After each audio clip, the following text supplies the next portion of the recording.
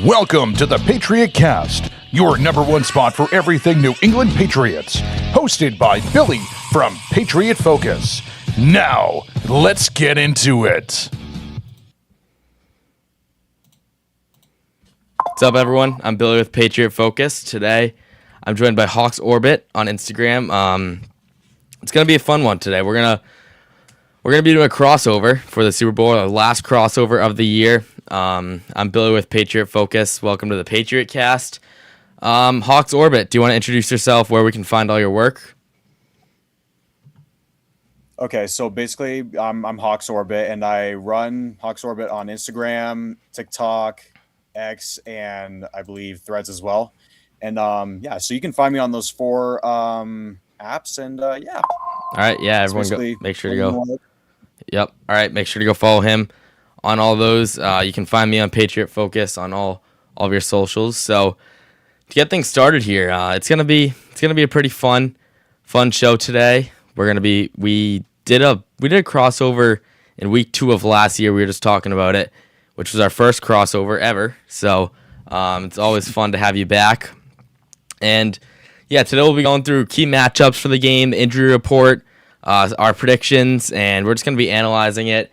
And while you're watching, just, if you want to have any questions or something, we'd love to answer them. And yeah, we'll be just talking about the game. So first off, I want to ask you, what do you think your views of Sam Darnold this year? How do you think those? I don't know how to word this. Like the change from last year to this year, his name, it changed a lot. Now he's a Super Bowl quarterback. What do you think is a big factor of that change? So everyone was calling him like the regular season merchant, and someone that can only win in the regular season and not in the playoffs. But with this year's playoffs, that narrative has totally changed, especially with what happened in the NFC Championship game. I mean, he passed for like over 300 yards. 3 touchdowns, didn't throw a single interception against his, nemesis. Well, I don't know if you can really call it a nemesis anymore because, he just torched them. Yeah. But yeah, I mean, he's definitely flipped the narrative, and Seahawks Nation is really proud of him, and I'm very proud of him as well. Yeah, it seems from what I've seen, we're gonna want to pressure him. New England's gonna want to pressure Darnold to force him to make mistakes because when we've done that this postseason, it's worked, and that's been our key to victories against, the Chargers, the Texans, even the Broncos, if you want to throw that in there.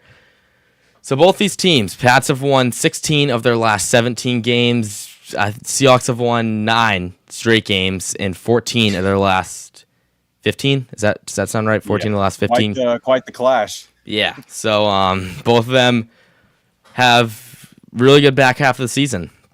Patriots are road warriors, undefeated on the road. So we saw that last week in Denver.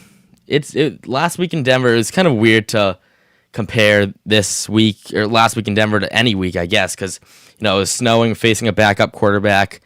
A lot of questions for the Patriots in terms of, is their offense going to be able to keep up with the Seahawks defense and just the points in general? Like, are they going to be able to produce all these points that the Seahawks may produce as well? JSN or Christian Gonzalez on JSN. That's going to be a huge key matchup that we're going to get into later. So, Seahawks defense. I want to talk about that. Can you talk about Seahawks defense and how they have been this season? Okay. They've been absolutely phenomenal. There are not very many weaknesses across our defense. I would say maybe our one weakness is against tight ends, and so this could be beneficial to like Hunter Henry. But we have had plenty of games where we've allowed tight ends to get like a bunch of yards, but that's because we're covering basically the opposing team's wide receivers and every their running backs, everyone else but the tight end, and so. I think if there's anyone on the Patriots that could have a surprisingly good game, it'd be Hunter Henry.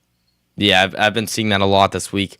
Hunter Henry and Austin Hooper, I think they're going to be huge in this game, and I can see Hunter Henry getting the end zone. He's done it once this postseason. I think he's going to do it again. And yeah, Pats are going to need to run the ball. They're going to need to run the ball successfully.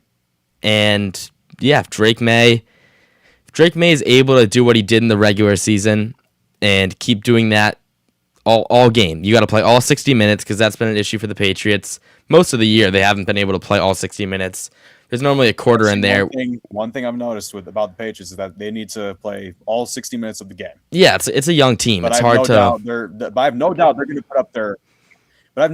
put up an amazing fight, though. Yeah, they're going to put up an amazing fight for 60 minutes. I think both teams. I do not see a blowout in this game. Do you?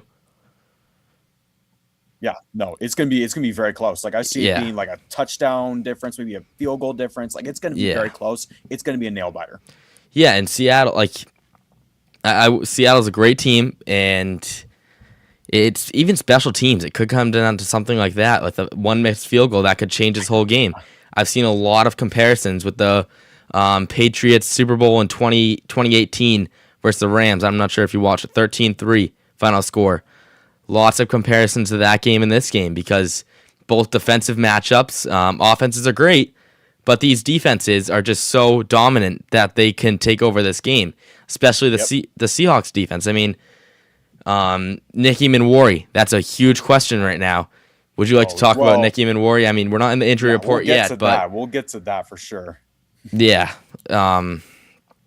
it's going to be a weird game. So sorry, you're breaking up a little bit. Oh, sorry. Yeah, I'm just saying it's going to be a weird game, and especially on the defensive side, I think that's when it's gonna change. And all right, let's get some numbers in here. I have Drake Maye, second youngest quarterback to start a Super Bowl. Youngest is Dan Marino. Pats, they have their high scoring offense just hasn't showed up in the playoffs, and I don't know if I have a feeling that this might continue with the Seahawks defense, and that's kind of where I'm thinking this matchup's going to be, is like maybe in the trenches. I think the better D line could win this game. I totally agree. And the Seahawks, they definitely have a pretty good O-line or D-line, so that's going to be something. And O-line. And O-line. I mean, that's the one thing that's helped Sam Darnold out this year. It's having a great O-line basically the entire season. Mm-hmm. Yeah, I mean, we're going to have to right guard Anthony Bradford. I've heard a lot about him. Can you talk about him?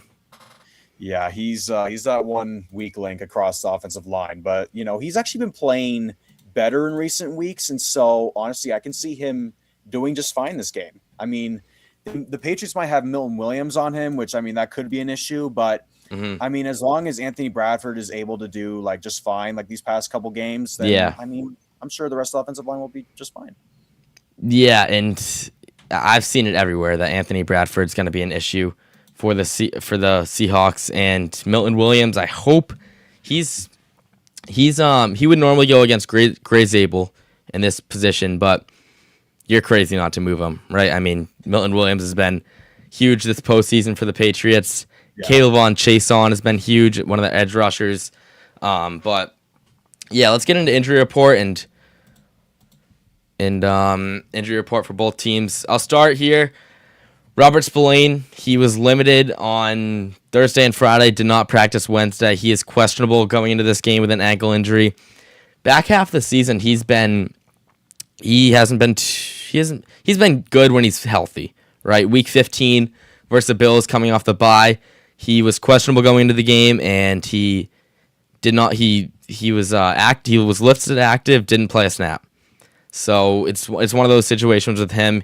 Really good linebacker. He's one of our best signings of the free agency, I would say. No, me neither. He was not sure why the Raiders let him go, but yeah, he is. He's a very underrated player. He's huge for this really defense. Good. He's also a leader.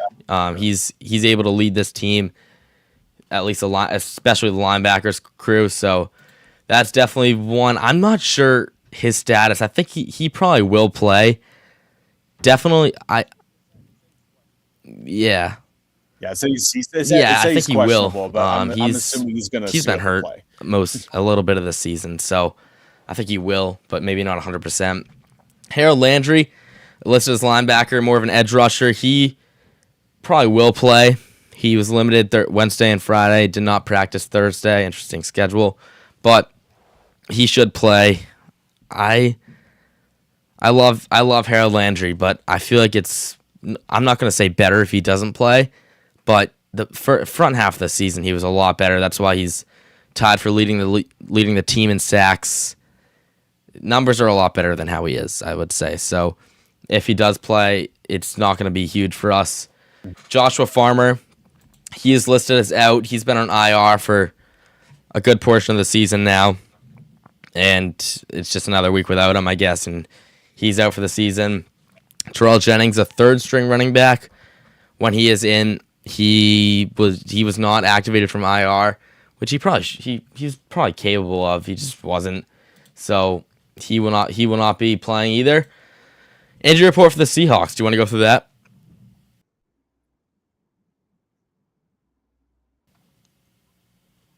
Yeah, so let's go through that. So obviously the biggest, question mark for a lot of people was Nicky Moore. But so Nicky Moore, he was a limited participant on Wednesday, but then, after the ankle injury, well, that was also because of the ankle injury, and so everyone was worried about that, and so he did not participate during the Thursday practice, but then the Friday practice he was a full participant, and then ended up not getting a designation at all. So he will be playing this game.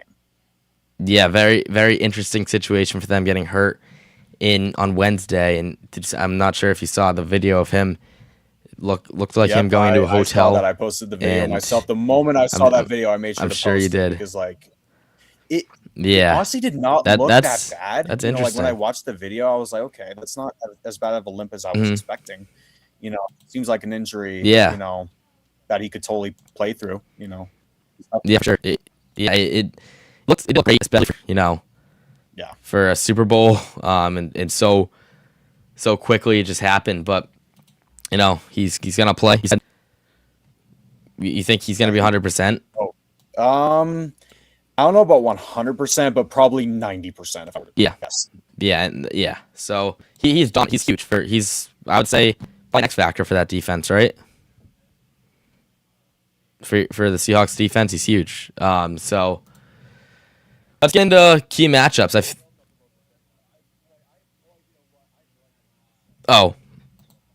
I was just saying, like, he's a huge piece for the Seahawks defense, and he might be one of your X factors, right?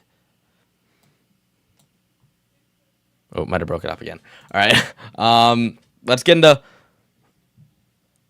whatever. It's fine. All right. Let's get into key matchups, and sorry. Let's get into key matchups for this game. Oh, all right.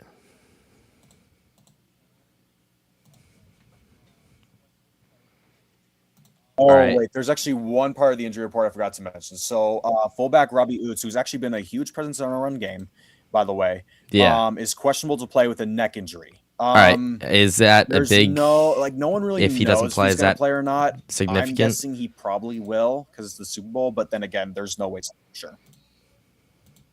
Mm-hmm.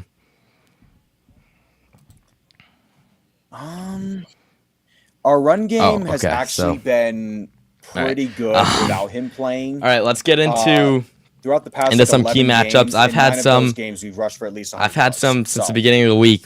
I'm going to start first. Patriots tackles versus Seahawks defensive ends.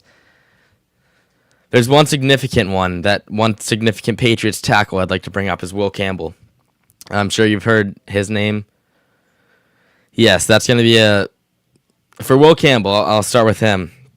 He's fairly good throughout the regular season. Myles Garrett really hurt his numbers, hurt his stat line. But aside from that, he's been good in the regular season. He got hurt once and sidelined him for 2 or 3 games, something like that. Might have been on IR, might have been 4, I don't know. But other than that, he's been great. Postseason, not so much. He's faced tough guys though. Nick Bonito, Will Anderson, and Khalil Mack. Those are tough matchups. So he's probably let up 4 sacks, 4.5. I think it's something around that. Not too good. Want to talk about DeMarcus Lawrence and how he could affect this matchup?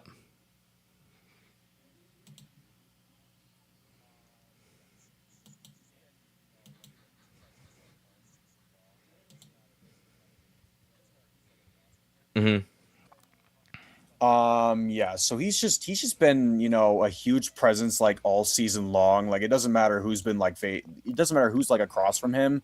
He's been constantly disrupting every single game, and he's been a huge factor in these playoffs. He's had Yeah. a sack in every single And I've playoff seen game the so fact far. forced fumble And I in each expect that to postseason, continue right? Each against postseason Will game. Campbell. I think both are um, amazing players, but I think he's going to get Will Campbell. Yeah, one time he's too. been scary. He's scared. He's been scaring us here in New England. Seattle's defensive tackles versus Patriots Unreal. interior O-line. Patriots interior O-line, Jared Wilson, he gave up a 13% pressure rate against the Broncos and gave up a sack. And he's given up 8.5 sacks on the season. That's Jared Wilson's been a liability. He's a rookie left guard. I'm not too confident about that matchup. Oof. Yeah, that's Yeah, me too. Yeah. yeah. No, and I'm not gonna say He's he hasn't been someone- bad, but I'm just He not was gonna someone I I'm was not really gonna sit here and confident, say he's a top going into the draft 10 left guard process, in and this so league. that Like I'd be actually- lying if I that said that. surprises me to hear So that. and he was also no. If we were to have an Anthony Bradford, it'd be that, but I wouldn't say I don't think he's that bad. But yeah, how would who would be? Oh, then also Garrett Bradbury. He gave up a 10% pressure rate against the Broncos, which is fairly high for a center, and 3 pressures allowed. But the Broncos D line's not bad. Seahawks interior, Seahawks defensive tackles, they're might be a little better. So how would Byron Murphy and Leonard Williams, how would they affect this matchup?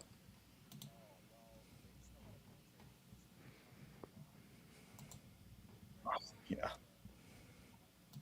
Mm-hmm. Oh, well, the offensive line, they did a great job against the 49ers and the Rams. Well, I would say they were less of a factor against the Rams because the Rams' offensive line is actually pretty good in my opinion. But, against the 49ers, with every chance they got, they got to Brock Purdy.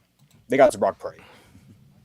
Especially in the second half. Like, first half, I thought the 49ers offensive line did an okay job. Like, they were holding up pretty well, considering how much time, Brock Purdy had to throw.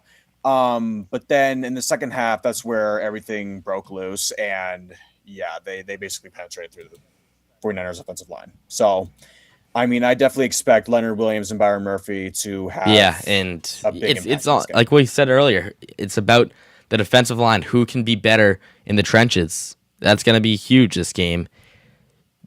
Under pressure for Drake, he hasn't been bad. He's able to escape the pocket. Typically tries to go through that center gap. Sam Darnold, how has he been under pressure while we're bringing up the O-line? Trenches.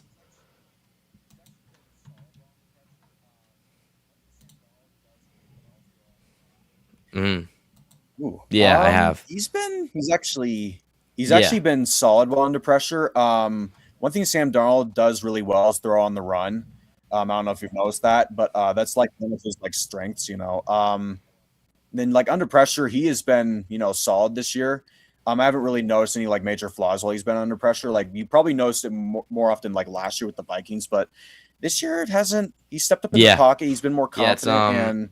I've been hearing and telling people all week, you just got to pressure him, force him to make mistakes. And I guess that's almost every quarterback, but you just got to, get to him. Yeah. And Kayvon Chason, I hope he's able to do that. Seahawks run defense versus Patriots running backs. This is a big one. Travion Henderson, terrible in the postseason so far. It's been weird. So start of the season, Ramondre was getting most of the carries first 3 games, I'd say. Week 3, we faced the Steelers, and Ramondre got 3 fumbles, whatever it was. It was awful. So then then Henderson started getting a few carries. Ramondre got hurt at one point. Then Henderson that was right around week 5, week 6. And then Henderson started really getting carries. And that's through the Buccaneers week. Then Ramondre comes back, and he was really good when he came back, and that turned to probably a 50-50 split.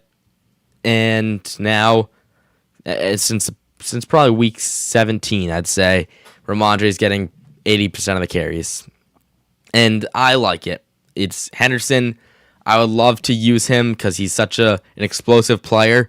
He's a rookie. I'd love to get him going early, but. And at the beginning of the season, I said we're like right now, because we had a 1-2 record, we're not good enough to be saving Henderson and worried about his development. We got to use him now, and now I'd say we're good enough to be worrying about his development. Yeah, and crazy take the time. It is, yeah, and because we're 1-2. I mean, you got to use your weapons that you have rather than saving him when you 1-2. But no, we ended up Ramondre really ended up having a great comeback to the year, and he's been awesome. He's been great. It was to the point where almost like Pats fans were saying to cut him, and now he's a top. Now he's been phenomenal this postseason. So, I guess he heard them.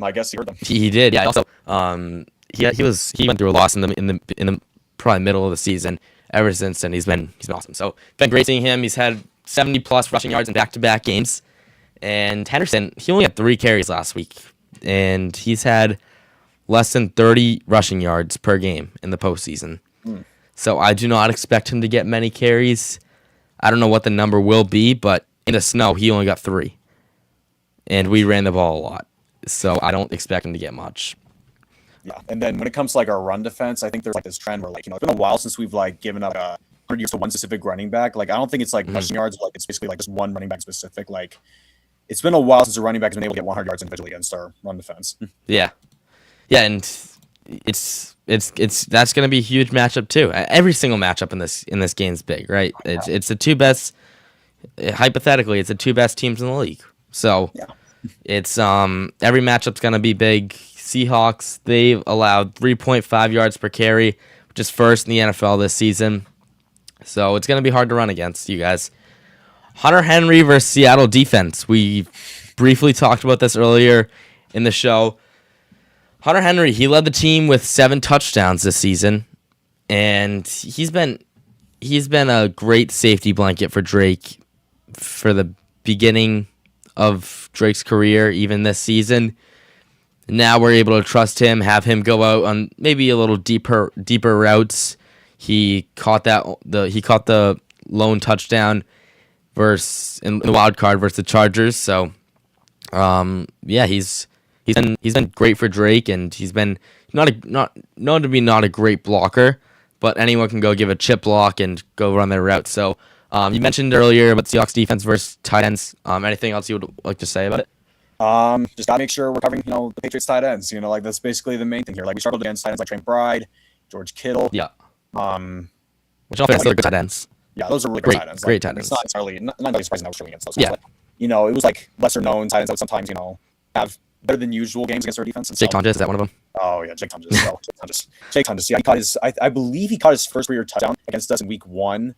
Which, okay. Week 1 was a really strange week when you look back at it because the Patriots, they lost to the Raiders, they lost to the 49ers, and so like you look back, it makes no sense. Like, it is what it is. But it's weird. I know. If the Patriots did win that Raiders game or won that Steelers game that they had 5 turnovers, we would have been at home 2 weeks ago for the AFC Championship, which with 18 inches of snow on the ground. So that would have been interesting, but thankfully we didn't. And let's see what else other matchups I have here. Oh, huge one. Probably one of the biggest one-on-one matchups of the game. Christian Gonzalez versus Jackson Smith in the Jigba. Ooh, this is going to be a tough one. This is going to be a hard matchup, hard fought all game. Carlton Davis earlier this week said that Gonzo will be manning up on Jackson Smith in the Jigba. Not sure why he said it. Not sure what made him say it, because I don't know why he's revealing your game plan to the public. I don't think. Does he know that the Seahawks are capable of seeing these interviews too? I don't know, but doesn't make much sense of why he did that. But now you guys know. Now we all know that Gonzo will be manning up on JSN. He also included that JSN will go into motion sometimes, making Carlton Davis cover him. If Carlton Davis covers him, expect a touchdown. Carlton Davis, I like him. He's he's had a good resume, but this year you're not going to want to put on the resume. He hasn't been great. Kind of a liability all season. Postseason though, he's been great. Good. He's been fair. This postseason, maybe good. I'll give it to him. But no, Carlton Davis. That's a fair. Which one is Yeah, it? I'll give him great, but he's definitely been a liability this season. And yeah, Marcus Jones though, I want to bring up him. Actually, no, we'll see after this team's part because I want to talk about cheat sheet as well. But Oh man. I know. Oh, he's been lethal. He's been absolutely lethal. I was really hoping we would trade for that guy by the trade deadline, and I'm so glad that they actually did that. Yeah. Like I was pulling for it Yeah, that's huge. Yeah, we'll definitely talk about him after. because I knew the type of impact he was going to have on the Yeah. team. So Yeah, even on the Saints, he was pretty good. So, Gonzo, he got the interception to send the Patriots to the Super Bowl. If you want to include Leonard Taylor, he's a defensive tackle that we elevate once a week, but he tipped a field goal of Will Lutz that definitely affected where it went. If he didn't do that, you could be talking to a Denver fan right now. So, thank God for Leonard Taylor. Actually, Leonard Taylor did just get elevated, as expected, from the practice squad to the active roster for the final time this season, along with Dearness Johnson. So he'll be our running back 3, maybe a kick returner. Still not sure why we don't put Marcus Jones in a kick returner. He's such a dominant punt returner. Not sure why we don't put him in a kick returner, he's but really dominant. but maybe it's tough to play special teams and defense every single snap of defense and kick return. I don't know, but maybe we'll do it this game because we're not saving them for anything else. So how will Jackson Smith-Njigba, how will he win this matchup? What will it take for him to beat Gonzo? Hold up, you broke up a whole ton there. What'd you say? What will it take for JSN to beat Gonzo in this matchup? I would say just being smart with like how he draws up plays, like maybe target JSN more in the middle, maybe down the sideline a little bit. I mean, he's a diverse route tree, and so I'm sure he's going to get the best of Gonzo a couple times. But yeah, I mean, I'm sure it's going to be pretty much even from the two of them. So yeah, the best of the best for their positions. So it's going to be a dogfight, that matchup will. Next matchup I have here is Pat's run defense versus Seattle's running backs. Pat's held running backs to 2.4 yards per carry, which is first in the postseason. That's great. Defensive tackles. What did you say? Oh, I said Pat's held running backs to 2.4 yards per carry this postseason. Okay. Our defensive tackle has been awesome. Milton Williams, Christian Barmore, Kyrus Tonga has been involved as well. You might see him at fullback a little bit. I'm not sure, but he's a long curly hair and huge. You can't miss him. So you'll see him in there. And Robert Spillane's also great stopping the run. So we've been our D-line in general has been great this postseason, but especially pass coverage. But run defense has also been good, and I've seen that Kenneth Walker 100+ scrimmage yards and 100+ scrimmage yards in each of his past 3 games. Tell me how Kenneth Walker and who's your backup? I don't even know. It's not Zach. So our running back 2 was Zach Charbonnet for a while, but then, got injured in the divisional round, unfortunately, and so and so our running back 2 now is George Halani, who is sneaky good. And then after that, we actually elevated 2 running backs today. We elevated Cam Akers and Velus Jones Jr. Ooh, Cam Akers, haven't heard that name in a little bit. I know, yeah. You think he'll play? He might see a little bit of action. He might get like a carry or 2. But I don't expect to see much. Has he played at all this season for you guys? Played a little bit. He's played a little bit, but not a lot. Yeah. He might have won a Super Bowl. He might have with the Rams. I think he did. I think he might have won it. I don't know. But what is it gonna take for Kenneth Walker and Kenneth Walker? I guess we'll just. Well, it's gonna take. Well, first of all, considering the Patriots' run defense is really good, right? Milton Williams. It's gonna take they're awesome. Great run blocking up front from the Seahawks offensive line. Most notably Gray Zabel, Jalen Sundell. Like we're talking about the interior here.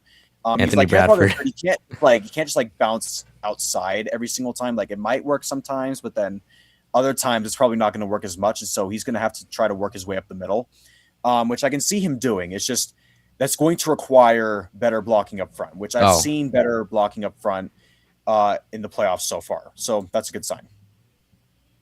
Yeah, it's definitely gonna be a big matchup. I don't know how much they're gonna run the ball. Is there any key to like anything that might make them pass it or run it? If we're not getting the run game going, like maybe after like a couple of runs, I can see us like getting the pass game involved a little bit more because like I feel like we could probably target your secondary. Like I feel like it might be a little bit easier to target your secondary rather than, your defensive line. I would agree.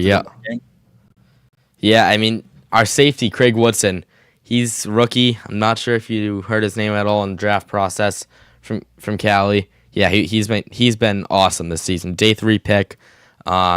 He got a pick, an interception, and he got maybe 2 picks versus the Texans. But he's been awesome. So he is not related to Charles Woodson. No, he's not. Yeah. No, he's not. But we should see a jersey swap between them. I know, yeah. No, but he's been great this season. Maybe he'll shadow a little bit with Carlton Davis. Give him a little bit of help. But maybe he'll shadow Carlton Davis and Cooper Kupp. Give him a little help. Maybe chip in on AJ Barner if he has to. But that's another thing. Pat's defense to tight ends, it's not great either. So we could see AJ Barner have a pretty good game this week. I wouldn't be surprised. But next matchup, Patriots pass rush versus Seattle O-line and Sam Darnold, if you want to say that. So we've brought it up a few times already. But Pats have 3+ sacks in 3 straight games. I think they had 5 in the other 2. So Milton Williams, he has 2 playoff sacks and 9 pressures. And Barmore has a sack and 7 pressures. They're going to face Anthony Bradford and Gray Zabel and what's the other? Jalen Sundell. Is that his name? The center? Yeah. So Bradford, I've heard, is a liability for you guys. He gave up a total of 8 pressures and 1 sack versus the Rams. Oh, yeah, Jalen Sundell. We had that last year. It was very low. It sucks. And I'm here for any support with, but no, but yeah, it's that's gonna be a huge matchup right there. Even Kayvon Chason, he has 3 sacks and 14 QB pressures in the postseason. He's been huge. We brought him in from free agency this season. He's been awesome to have. So, yeah, what's the Seahawks offensive line? Or no, we've mentioned the Seahawks O-line. What is Darnold gonna have to do to respond to this pressure that the Pats are probably gonna send?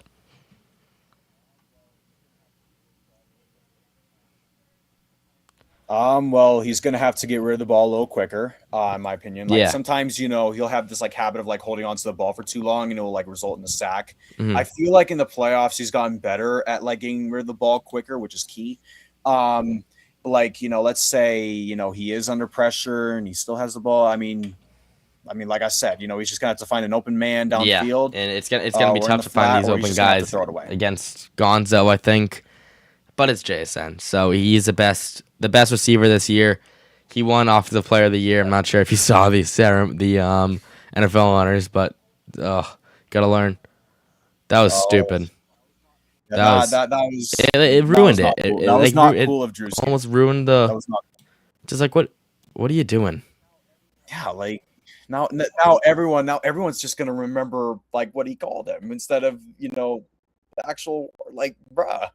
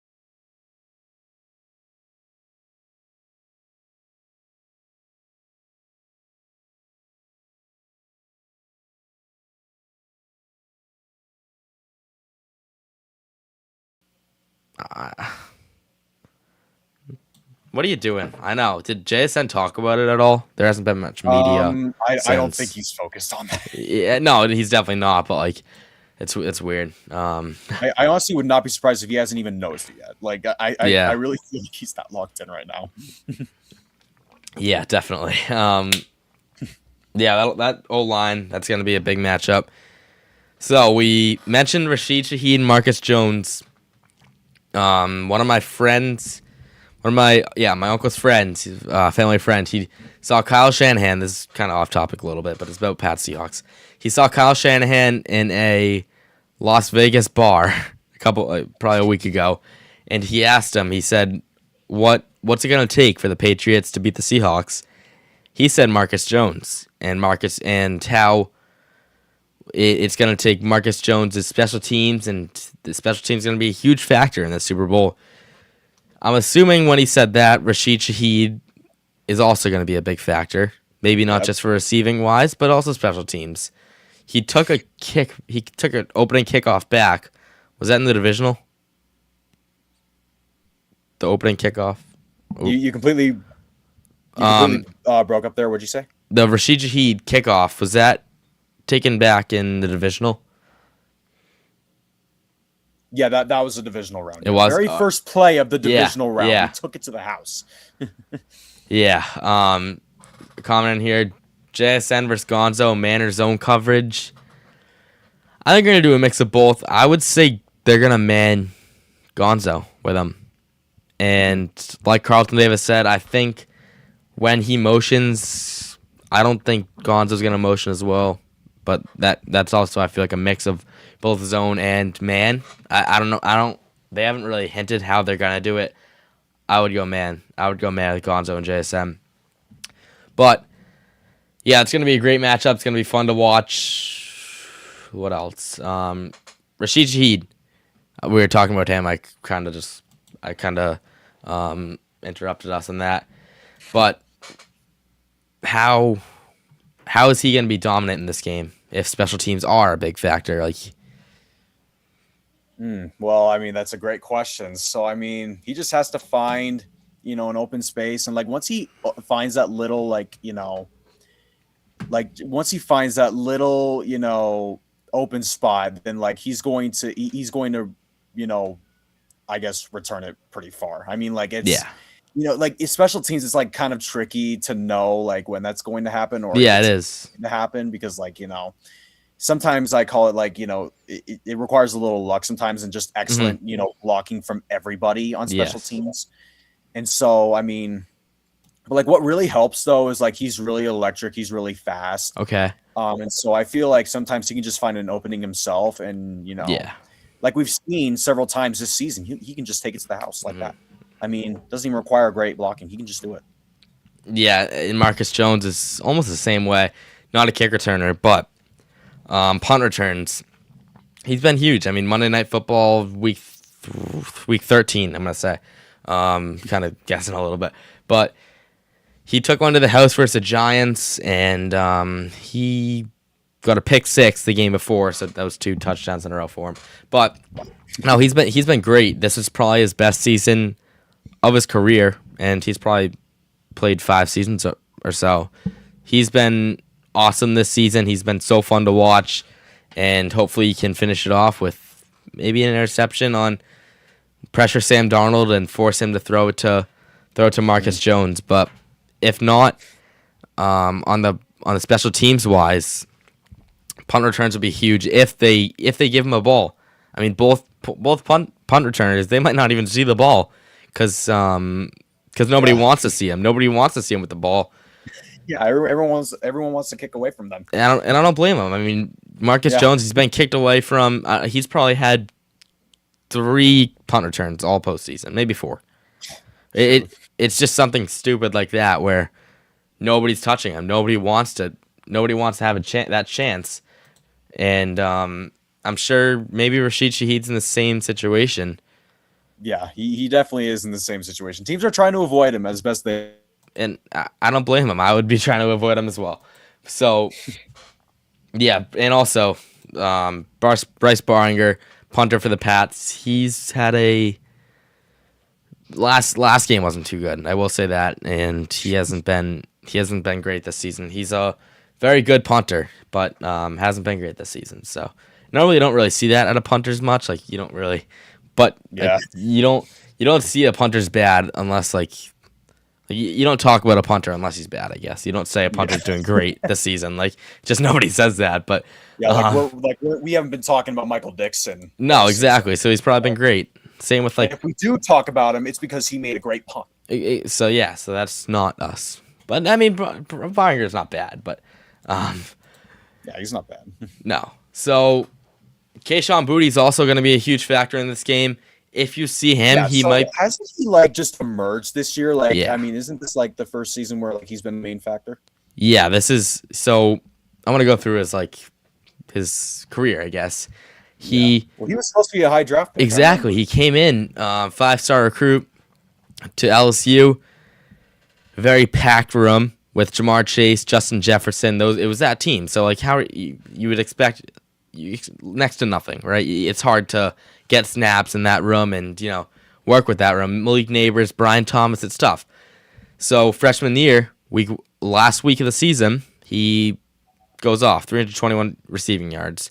He gets I think it was a knee injury, ankle, somewhere in the leg. He gets an injury that sidelines him, and then he has a gambling thing.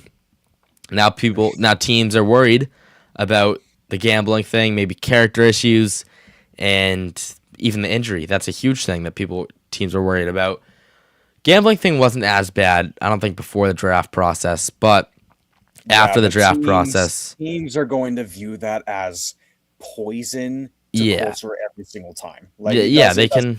It doesn't matter like how much you're. Especially Bill Belichick. Betting, like they're just not going to like that. Especially Bill. Bill Belichick's not going to go take a. No, he's staying away from that. No but kidding. That's why I think that the gambling thing wasn't a factor at all in the draft process, and I think he did. I think he turned himself in when he was on the Patriots for the gambling thing. So I don't know. I'm not a lawyer, but but. No, he's been great this season. This is definitely his breakout season. He's 551 yards, 16.7 yards per catch. He leads the team on that. If you see him, he's probably going to be on a deep ball. And same for Kyle Williams as well. I'm going to say Kyle Williams and that one catch he made. The booty catch like that in the divisional versus the Texans. Oh, the Texans, yeah. Man. Oh my God, that was beautiful. Oh, great throw. Great throw. One of the best catches I've ever seen in the playoffs. Yeah, and that was against Derek Stingley, his former LSU teammate.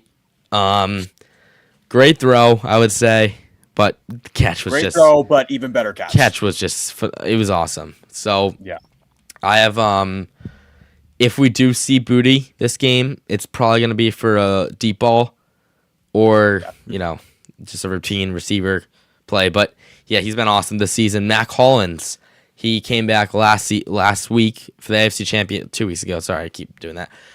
He came back in the AFC Championship versus the Broncos. He had an abdominal injury, sidelined him for 5 weeks, I think it was, and came back, and you can see the difference. He was a leading receiver for us last week.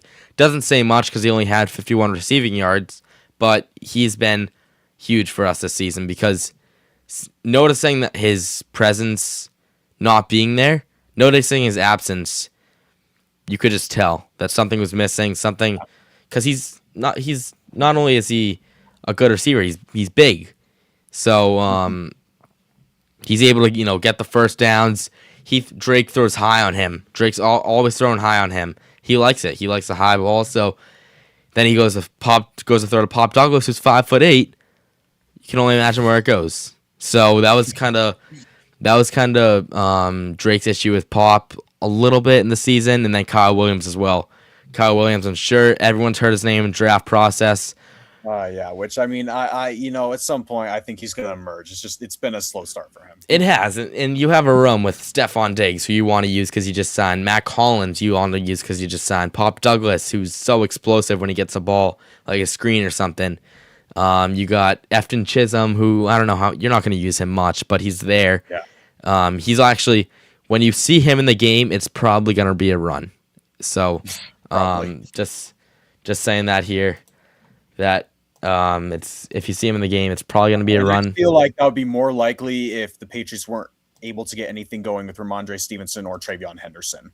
I feel like that would be where they try to mix things up a little bit against. And also for blocking in general, I want to see the Patriots use the jumbo offensive tackle, use a jumbo set with 6 linemen, because that's been huge for the Patriots. I mean, when you run with these looks, when you how do I say it? Like when you succeed with the run with these looks, you can probably succeed with the pass too. And maybe the first few times you run it 4 times with the jumbo set, and they think that whenever the jumbo set comes in, then it's going to be a run, and then you pass it and maybe something big happens. I don't know. But passing out of 6 lineman looks, Drake has the most touchdowns in the league. Thayer Munford's a guy that you'll probably see when a 6 lineman comes out. He's backup right tackle. I don't know about a starting right tackle. I don't know how good he'd be. But for the jumbo set, he's awesome. So, especially when Drake has a 6 lineman, you can tell he's a lot more comfortable. And Pats are going to, succeed. I've been saying it for a while this season that you just got to use the jumbo set tight end. And I think it'll help, especially against these big defenses. I'm sure you've heard schedule on our team, the schedule. But we've faced some really good pass rushers this season. So no matter what the schedule says, the schedules and the defense, it's been I'm not gonna say hard, but it's been a lot harder than people are giving us credit for. I will say that. I would say, our schedule's been really hard. Well, it's been harder than we all thought going in. Going in with the easy, the NFC South, the AFC South, but the AFC South, they turned out to be a really strong division. Yeah. They almost sent 3 teams to the playoffs until the Colts, unfortunately, things just went south for them. It started with Daniel Jones, I think. And then, it was like the injury. It was actually before Daniel Jones. I think Daniel Jones had 2 losses. It was around the same time. It started to be just before that, but then mm-hmm. And then the Colts, they gave up 2 first-round picks for Sauce Gardner. Oof.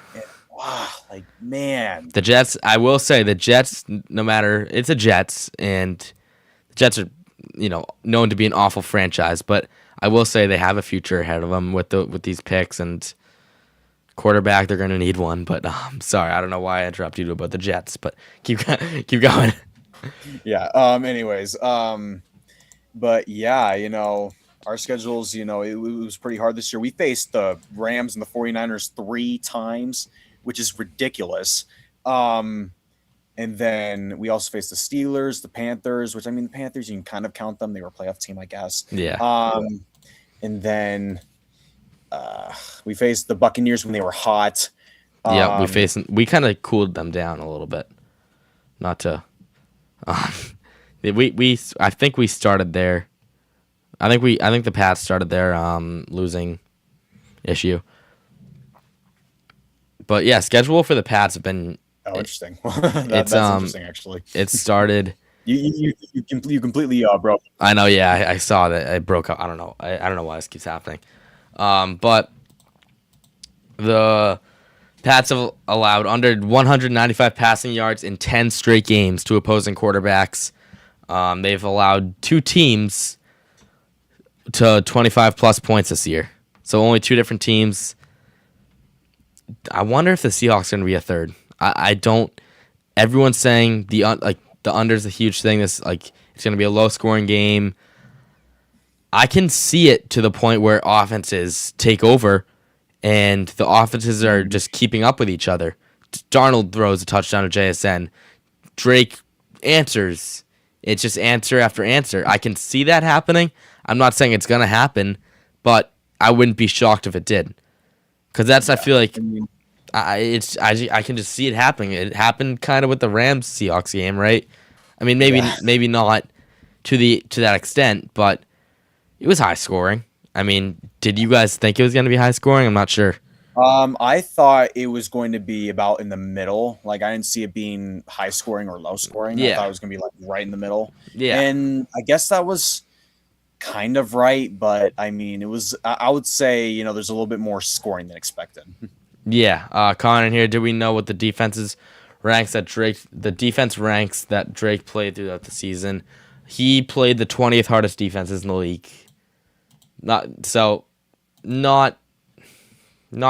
hard, but also not easy. It's not easy though. Exactly. Like for the MVP, the whole MVP vote, like I'm sorry, but eight of Matthew Stafford, or 8 of 13, I forget. One of those 8 of those touchdowns that he had were 1-yard touchdowns to Devontae Adams. So, it's just something you want to put into consideration. If Drake was in Matthew Stafford's shoes, I can see him getting 15 wins. Like, I don't know, MVP's over, whatever.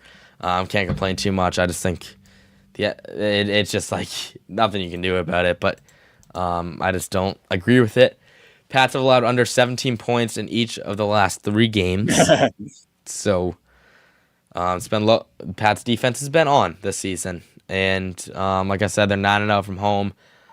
I'm going to be interested to see how much Drake's going to use his legs. It's been a big talk that he had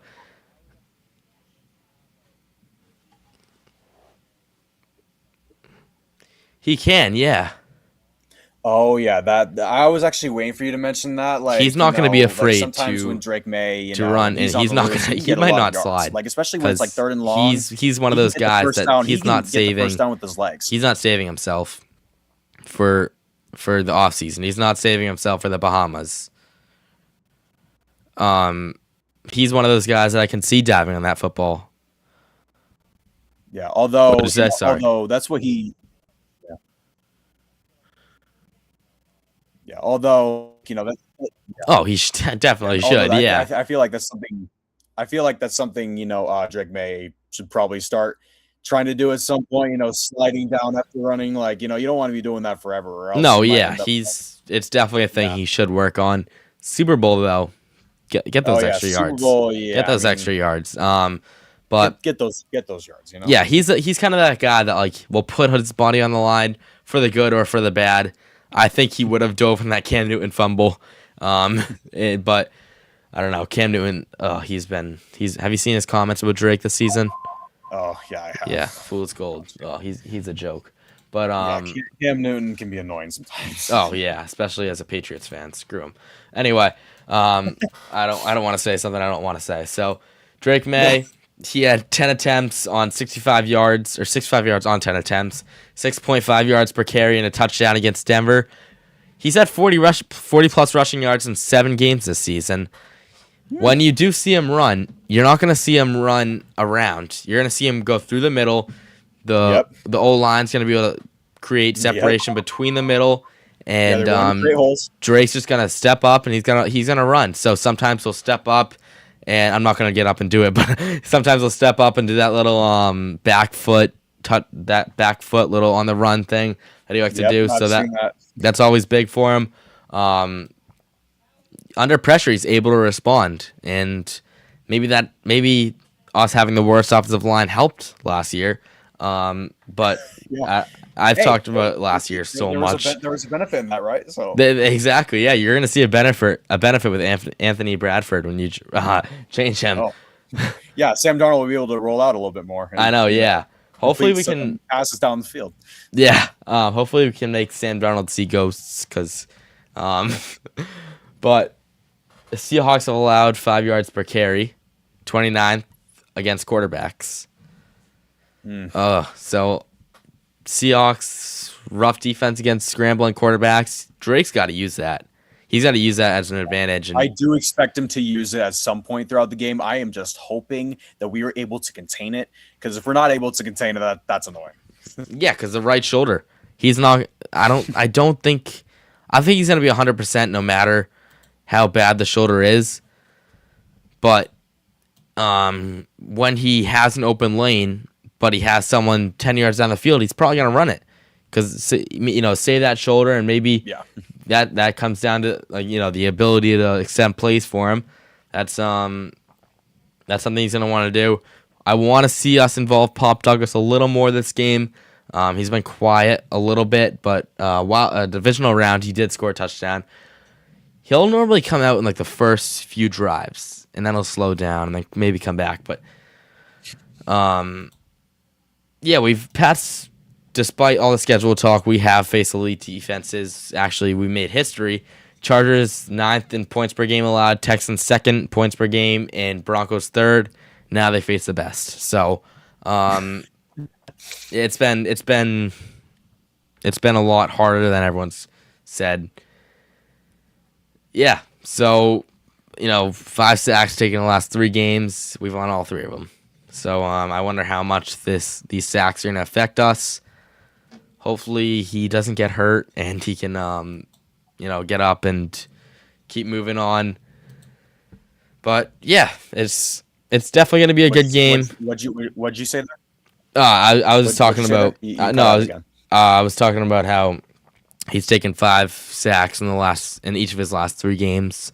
So hopefully, he can just get back up and use his legs as an ability. Lastly, Pat's defense. I want to bring up a stat. They've allowed 2 touchdowns on 37 postseason drives. So, okay. And Texans offense, Seattle's definitely better. Broncos offense with Bo Nix, probably close. They just don't have that JSN dominant. Like, they don't have that X factor in JSN. Yeah. Nobody does. JSN's the best in the league right now.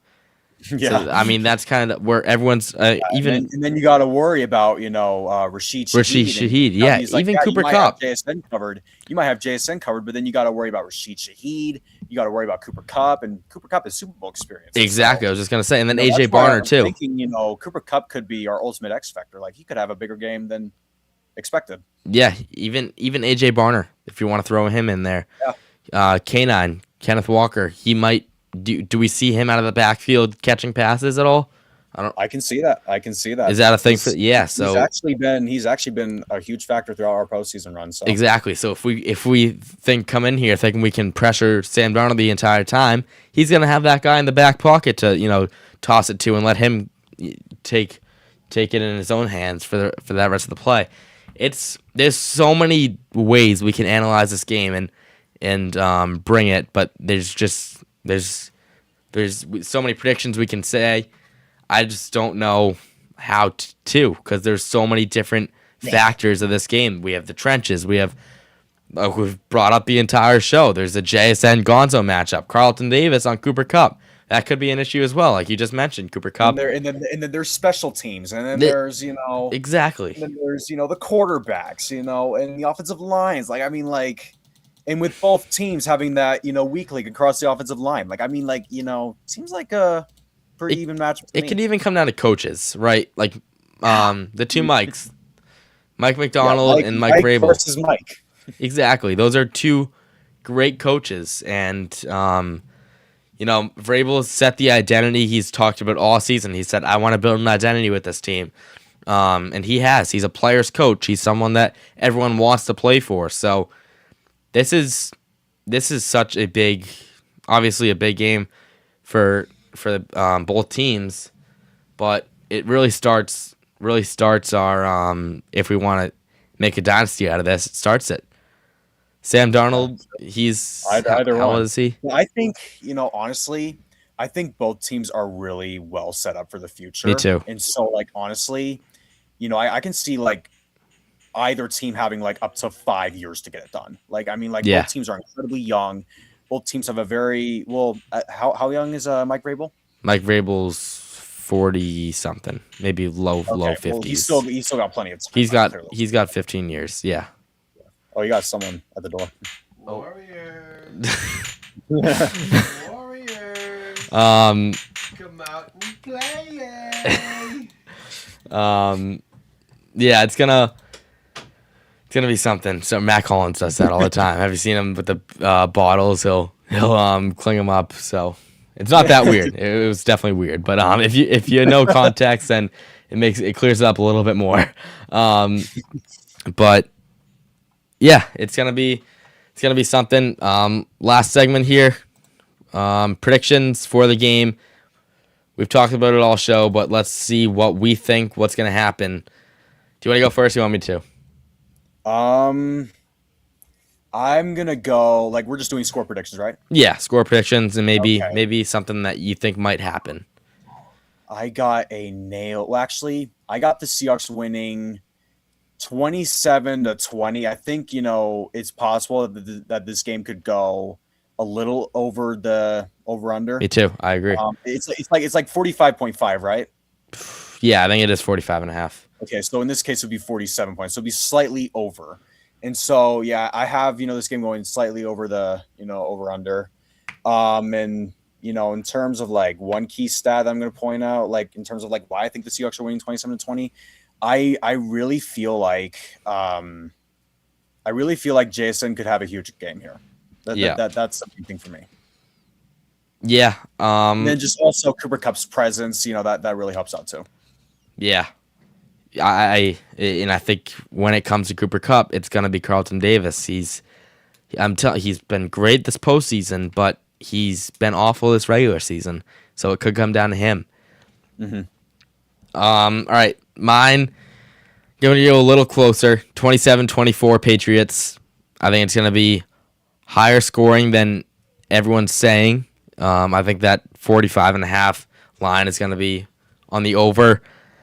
Because we saw even last year for the Super Bowl, it was supposed to be a low scoring game. It wasn't really that low scoring, so I think the over is gonna get hit. Yeah. And Pats are gonna win 27-24. I think what's gonna make this win happen is Drake Maye is gonna be what he was in the regular season. I think he's gonna be able to respond to the pressure that he gets. Maybe even Will Campbell takes a step up. And like I said earlier, I think a huge factor is going to be bringing in a sixth offensive lineman. I don't care how much you do it, bring it in. Like, it doesn't matter if they know that obviously they're going to know he's there. It doesn't matter, like if they know what's going to happen. It's 6 against probably 4, maybe 5. I don't know how much the Seahawks rush on the average, but bringing the sixth offensive lineman, give Drake more time. Maybe you have to take away a running back or a receiver, a tight end, whatever. But definitely use that. And then, yeah, it's going to be, you got to guard JSN, lock him up. And I think you're going to have to let Drake be aggressive. Let him be let his confidence just go through the roof. Let him be confident to make that deep ball throw. And if you do that, he's been first in the league in deep ball. Let him do it. Let him do what he's capable of doing. I mean, we've let him do it once or twice this postseason. One of them has been hit. One of them has been successful. Keep doing it. Let him blow his head up with confidence and let him make those throws because he's capable of it. And I don't think the right shoulder is going to be as big of an issue as anyone's saying, or if not, I don't think it's going to be an issue at all. So that's my guess, 27-24. Your guess, 27-20. I guess we wait to see tomorrow night. I'm excited. I'm so excited for this game. Yeah. Both teams worked all season to get to this. Obviously, there's nerves. Oh, yeah. And, there's a lot of nerves to it. So. Exactly. There's nerves for everyone in this game. And, you just got to just confidence in your team, I guess. And it's going to be something. So, yeah, if you guys enjoyed today's episode, actually, no, before we do that, any final thoughts, any last statements that you want to say for this game? Obviously, it's going to be a nail biter. We've talked a lot about it. Anything about the Seahawks you'd like to bring up, or? I think we pretty much talked about everything. We talked about like every single aspect of this game, every single matchup. Exactly. I think we covered every single part of this game really well. So I don't think there's a matchup we missed. I think every matchup was a key matchup. I think. Maybe I misused the word key matchup, but matchups. No, but if you guys enjoyed today's episode, make sure you're following Patriot Focus on Instagram, YouTube, Amazon Music, Spotify, and TikTok for all Patriots content, and Instagram, Twitter for when we're not podcasting. You can see all the latest news and stuff.